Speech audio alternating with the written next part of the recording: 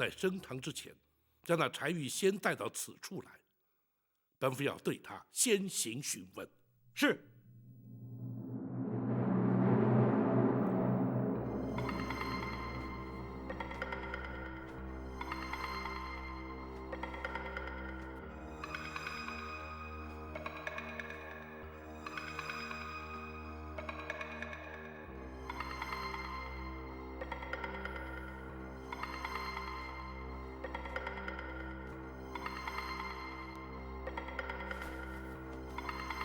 来人！在。备轿。是。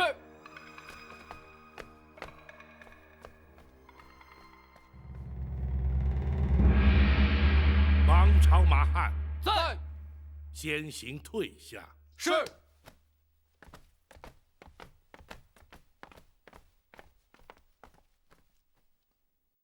你可知升堂之后是何结果？知道。在包大人铡刀之下，柴玉没有活命的可能。如今，你可因自己的所作所为而有悔意？包大人，要柴玉在大宋的国法之下受刑，柴玉无话可说。可是，柴玉没有任何的理由要后悔。你盗采金矿已然犯罪，但因此而伤及无辜性命，却更有违上天好生之德。人命关天，怎可说毫无悔意？陈桥兵变，黄袍加身。敢问包大人，前朝的皇帝又何曾上体天心而珍惜生命呢？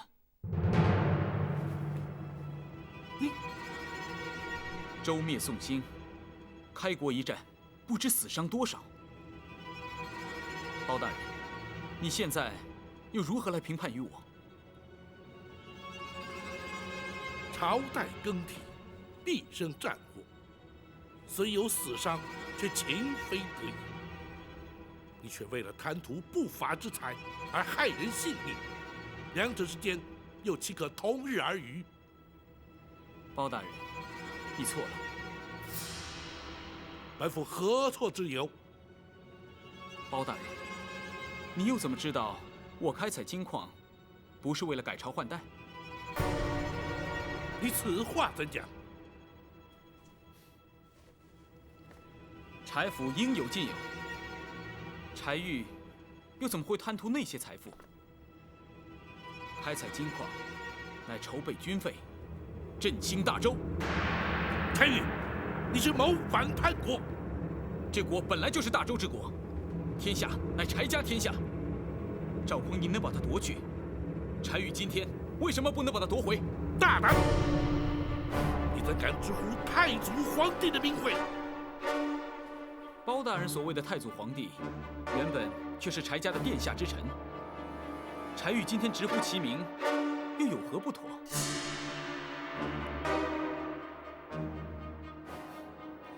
想必现在连包大人你也无话可说，无词可辩了吧？不，乍听之下，你似乎言之有理，实则却全都是狡辩之词。好，如果包大人你能说服柴玉，柴玉情愿伏法，绝无怨言。好，本府就说与你听。纵观历代史记，但凡改朝换代，无一不是顺天意而应人心。开国之君，皆是不忍见百姓受苦，黎民遭殃，才挺身而出，取而代之。若是逆天背人，又岂能一统天下？若依包大人所言，大宋开国也是顺天应人。不错。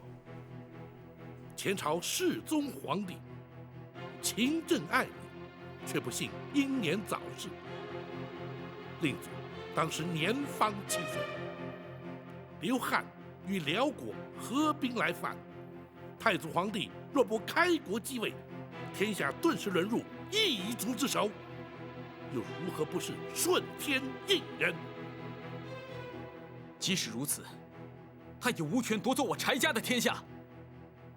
所谓柴家天下，原本却是郭威所建前朝大州，郭家后人却从未向柴家讨回天下。倘若历朝历代皆以自家天下自居，则秦汉隋唐是否皆要其后人夺回天下，岂不终日征战，永无休止？先圣先贤无不推崇以民为本，改朝换代皆是因大势所趋。当今圣上仁德敦厚，勤政爱民，你却妄图假借复国之名戕害生灵，柴玉，你不但大错特错，而且险将柴家陷于不忠不义、万劫不复之地，又怎敢在本府面前潇潇争辩、大言不惭？如今，你可还有话说？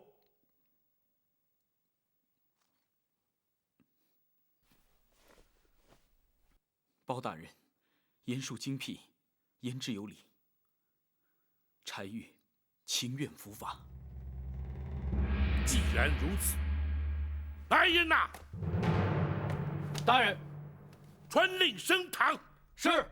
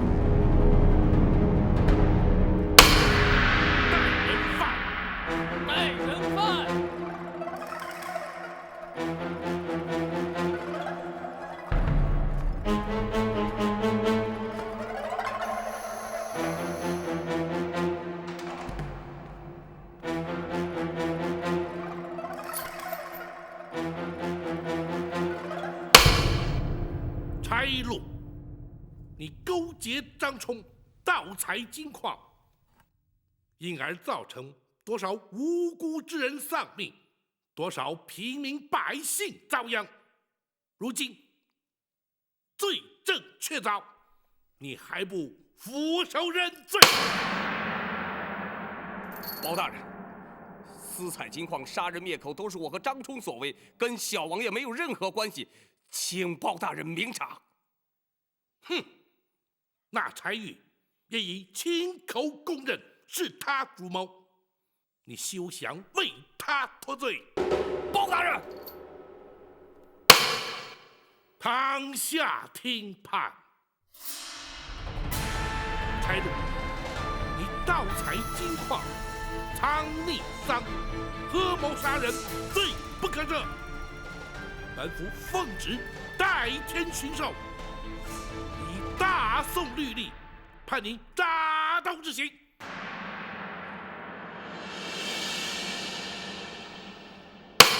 来人呐！来，狗头上伺候。是。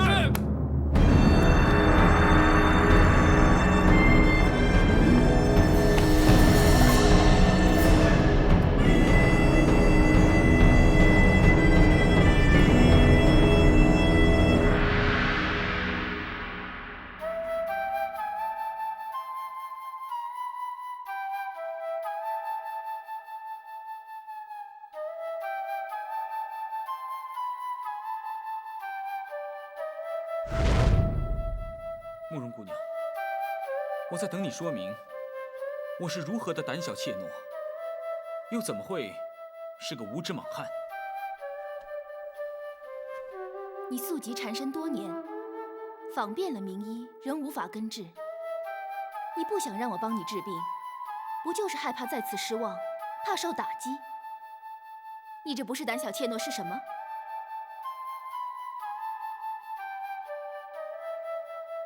医道医理博大精深，浩瀚如海。多少医者前辈，钻研一生仍不能尽得其妙。你不过就是看过几个大夫，做过几次诊疗，就认为自己无药可救，再不做任何的治疗。你这不是无知莽汉吗？我为我方才说的话而道歉，也希望慕容姑娘你不计前嫌，为我诊治。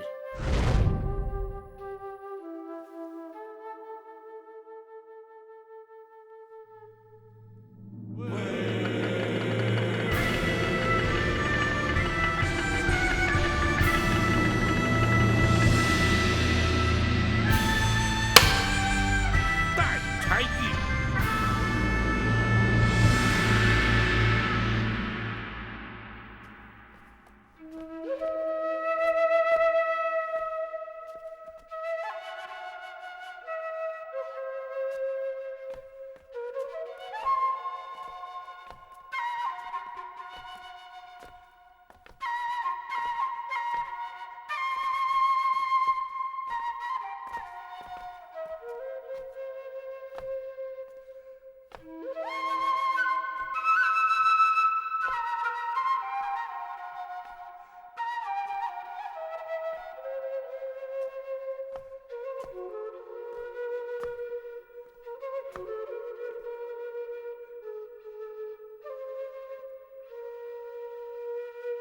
柴玉，包大人，你虽无爵位，又无功名，但毕竟是王室之后，本府免你行跪拜之礼。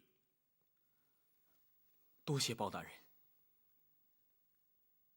方才你已坦诚罪状，可还要本府当堂再做问询？不必了。柴玉触犯国法，理应受到惩罚，请包大人依法宣判执行。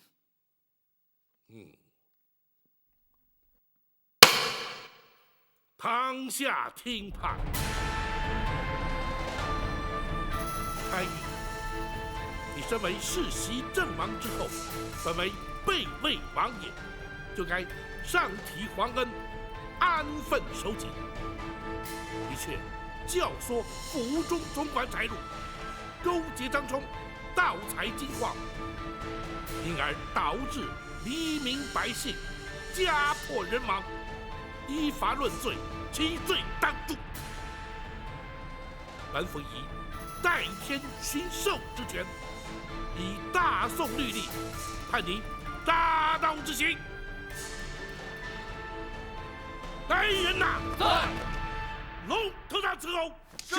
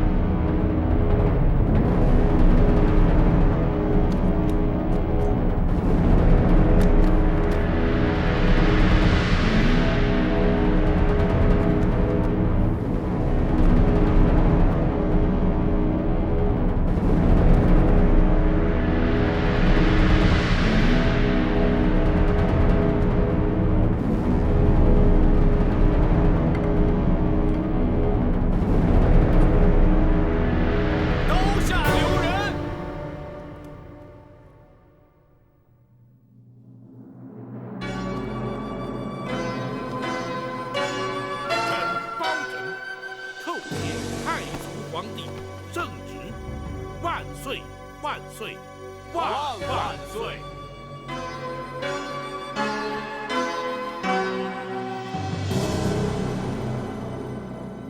包大人可以官职了。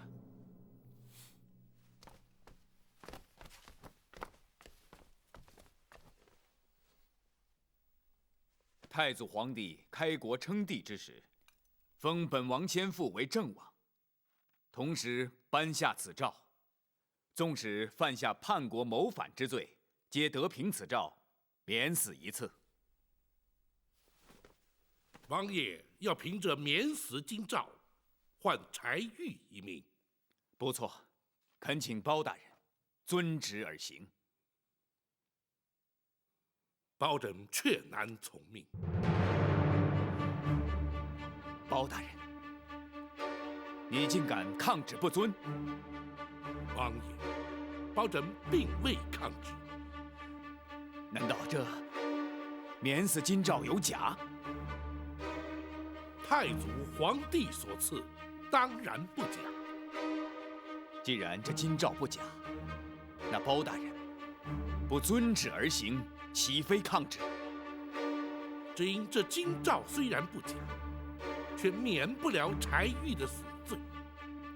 你，王爷，这金诏之上分明写道：历代阵亡，皆可凭此金诏免死。那柴玉虽是王爷之子，却尚未世袭爵位，又怎能免他一死？包大人，难道不能网开一面？包拯依法论法，依职论职，无权开脱。好，那么本王就不要这爵位，将王爷的头衔立即传与柴玉。王爷之位，只可承袭，不能禅让。王爷心知肚明，除非王爷100年之后，否则那柴玉继承不了王爷爵位。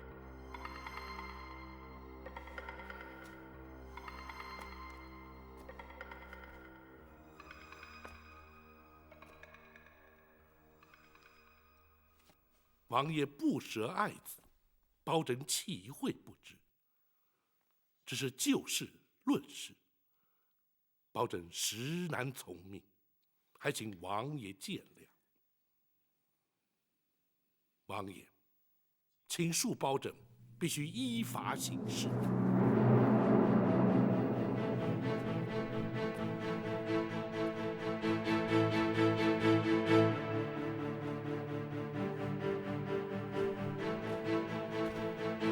公孙先生，学生在。 2次升堂。是。包大人且慢。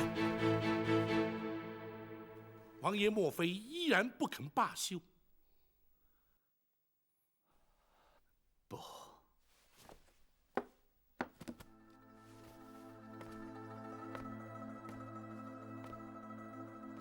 本王只是想最后再见玉儿一面。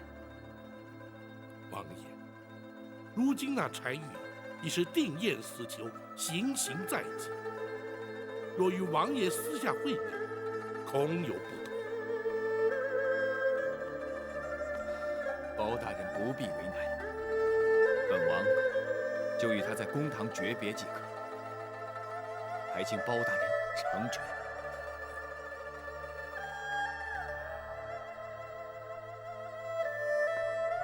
大人，受刑人家属听审观刑，于法并无禁制。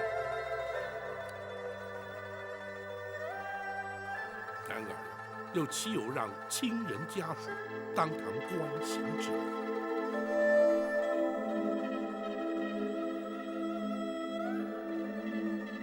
也罢，请王爷与柴玉话别之后，离堂回避如何？多谢包大人。公孙先生，学生在。请展护卫陪伴王爷，同往公堂。是。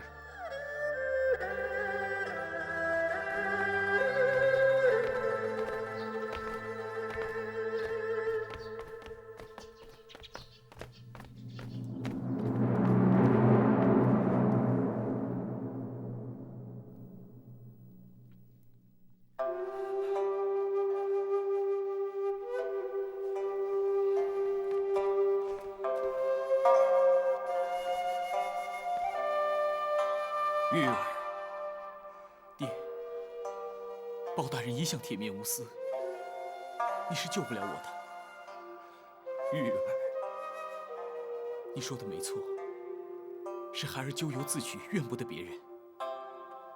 包大人依法行事，孩儿无话可说。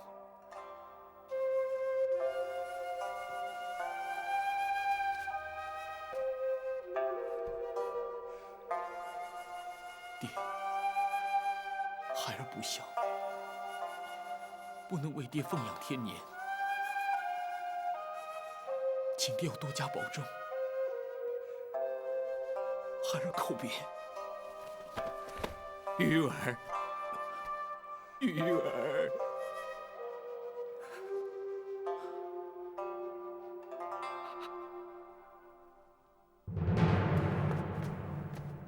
包大人，王爷。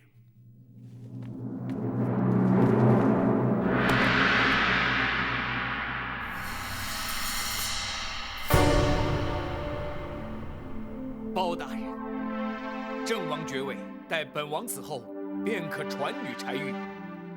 那免死金诏，便可救柴玉一命。还望包大人遵旨而行。王爷意欲为何？本王即刻当堂自尽。王爷，万万不可！爹，王爷。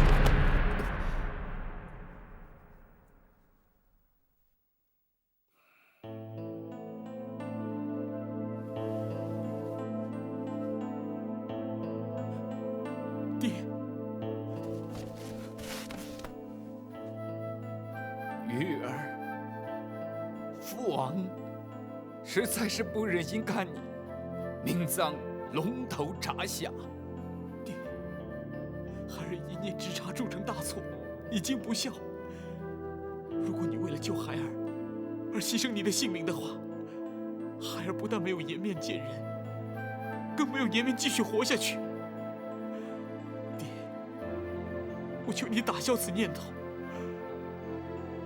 不要让孩儿一辈子背上不孝这个千古骂名啊！爹，玉儿，玉儿，爹一定要救你。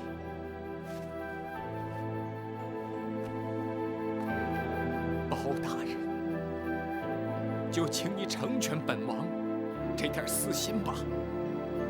王爷，只怕王爷纵是一死，也救不了那柴玉的性命。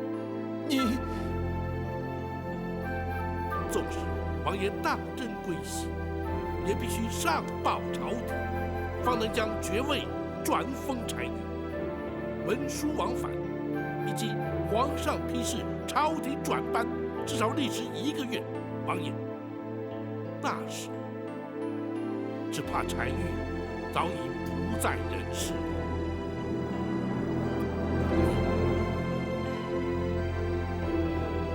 包大人，难道你就不能暂缓行刑吗？王爷，国法当前，岂容本府苟且徇私？包拯，你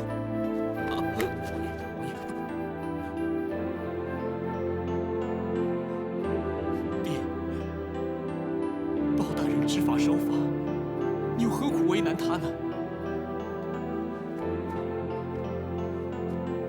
玉儿，此事已经无法回天。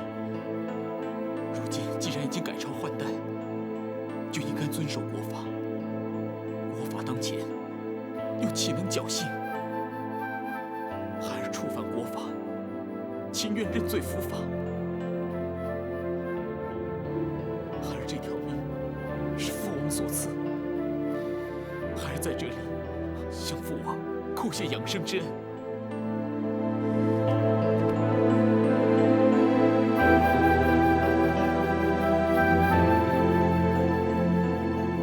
请包大人依法行刑。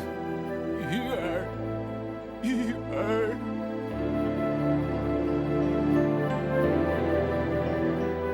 斩护院。在。将王爷请出公堂，回避行刑。是。请。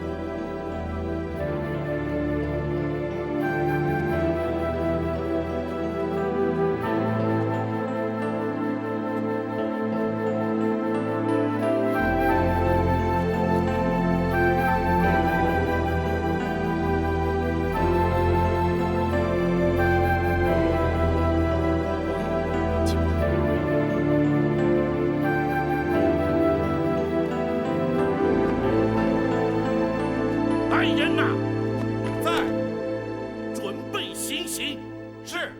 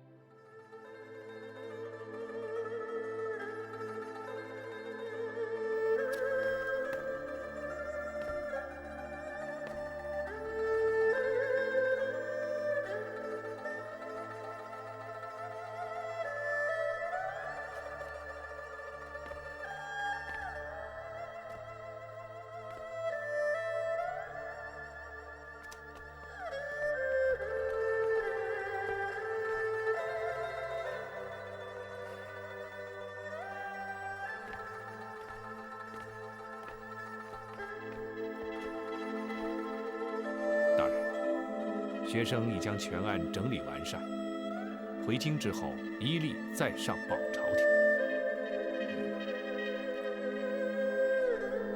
婉儿还好吧？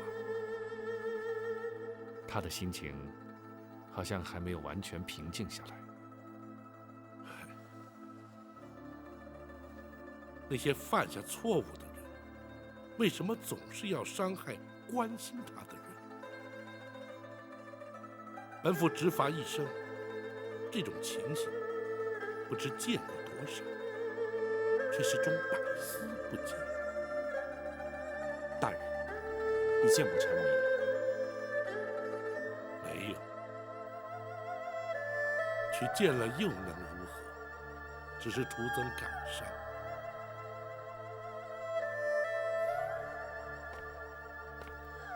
大人，属下心里有话，憋在心里不吐不快。你说，免死金诏，不能换回柴玉一命。普天之下，只有王爷和大人知道。只要大人不说，没有人会对免柴玉之死提出异议。大人为何不肯成全呢？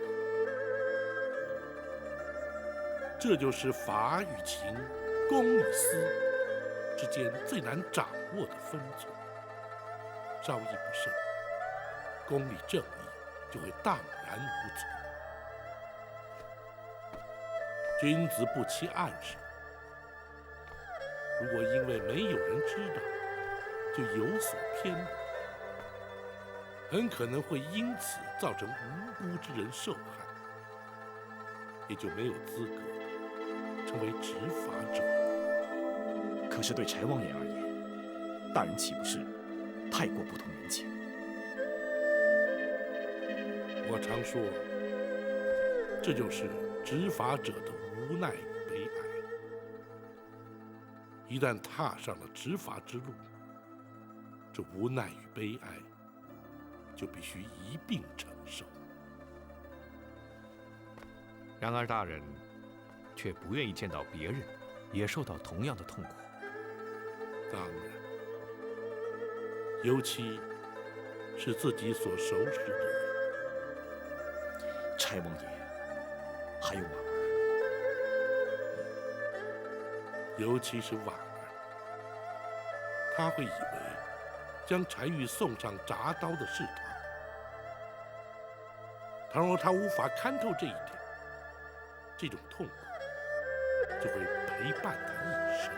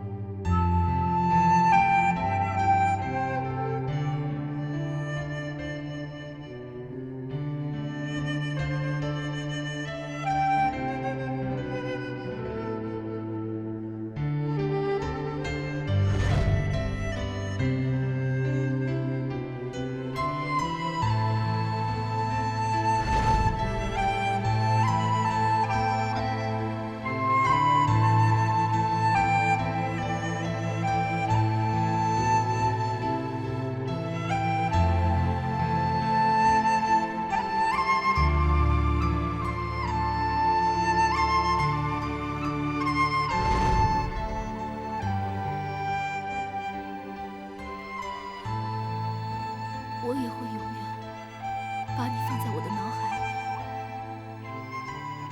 婉儿，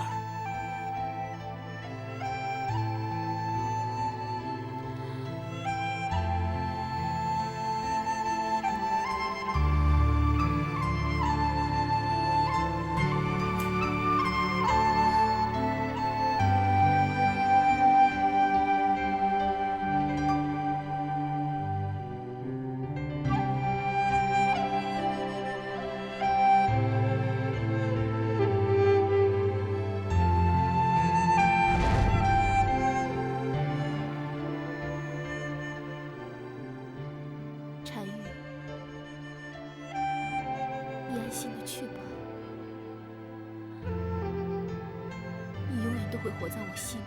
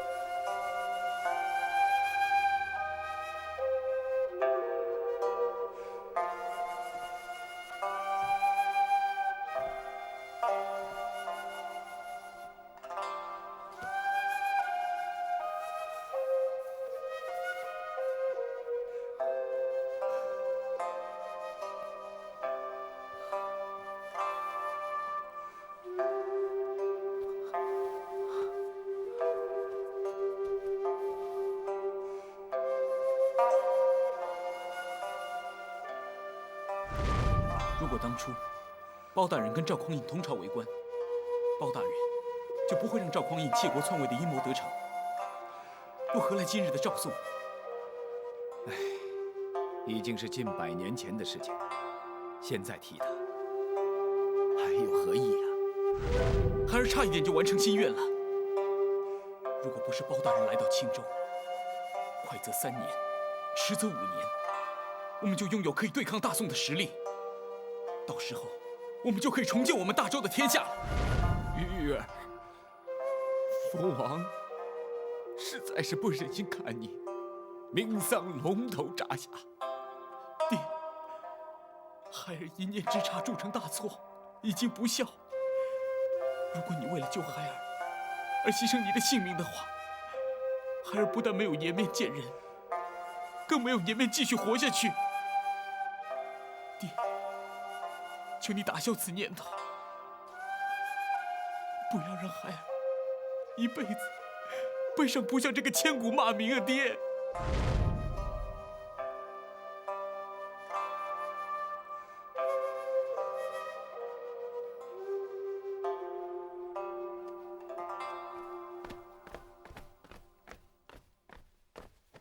启禀大人，朝廷派来的接收专使已经进城了。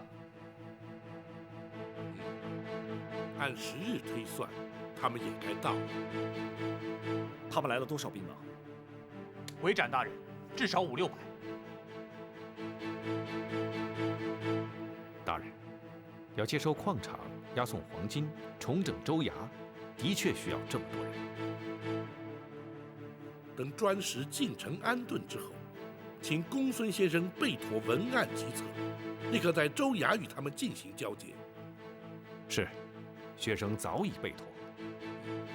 王朝马汉，在。驿馆扣押监管的黄金由你2人负责点交，务必要将数量、重量核实，不得有半点误差。是。张龙、赵虎，属下在。矿场部分由你2人负责，让接收专使与驻守矿场的虎贲营直接进行交接，不得有误。是。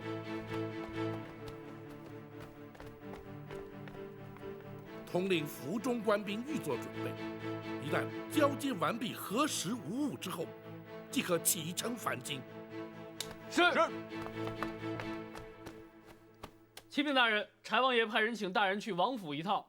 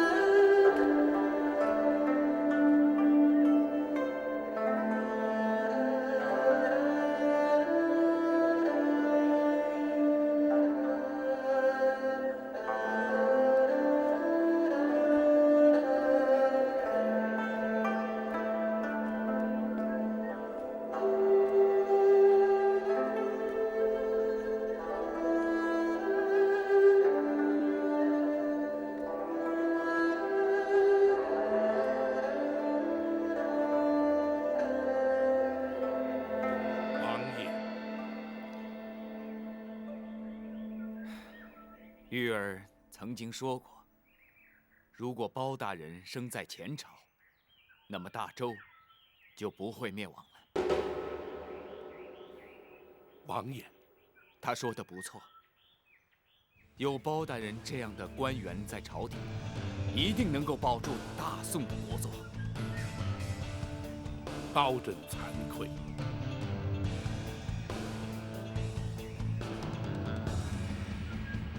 应该惭愧的是本王。哎，玉儿不明白，改朝换代、世代更替之理，那是本王教子无方啊。本王还一直为难包大人，更是自律不严。在此，本王向包大人郑重致歉。包拯万万不敢。啊，包大人，什么时候离开青州，返回京城呢？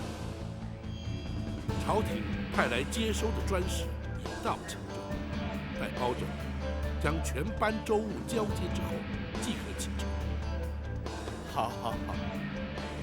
若是什么时候途经青州，一定要来王府。本王还要和包大人在棋艺上好好的切磋几局啊！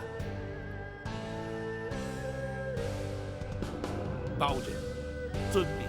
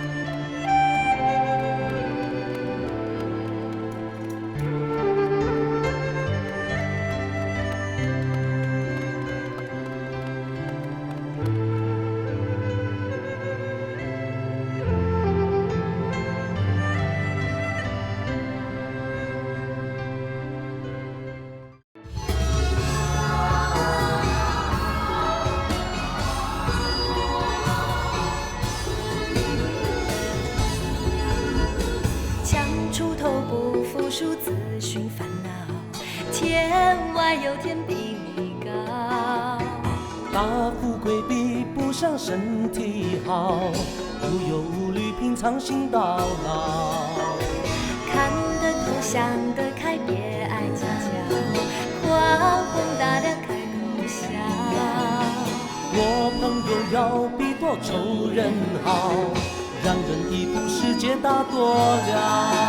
真心好，久了总会被看到，不需要急着让别人知道。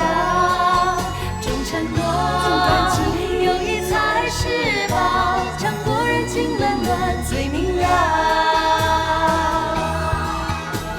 现在将谁傻瓜胭脂过早，人会好心有好报。人生有什么才不算少，自己快乐满意就好。